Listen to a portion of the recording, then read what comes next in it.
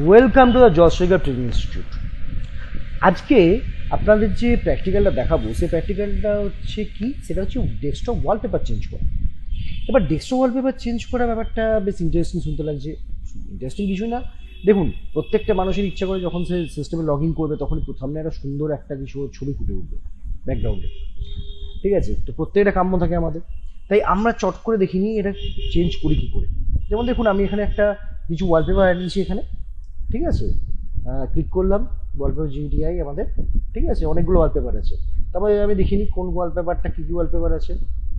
First on করলাম, যেটা আমি এখন ইউজ করছি এটা, এটা আছে, এটা আছে, এটা আছে, এটা এটা আছে, এটা আছে, এটা আছে, এটা আছে, এটাতেও ওয়ালপেপার আছে। এর মধ্যে আমি কাজ করি, আমি ধরুন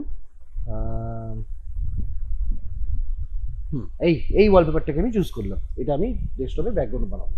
খুব সিম্পল উপায়, আপনি জাস্ট এখানে ক্লিক করবেন, সেট অ্যাজ ব্যাকগ্রাউন্ড করুন, set as background just click করে দিন, একটু ওয়েট করুন, ঠিক আছে?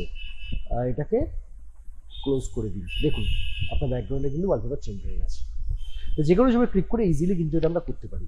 খুব ইজি প্রসেস, খুব সোজা প্রসেস, দেখতেই পাচ্ছেন আপনারা।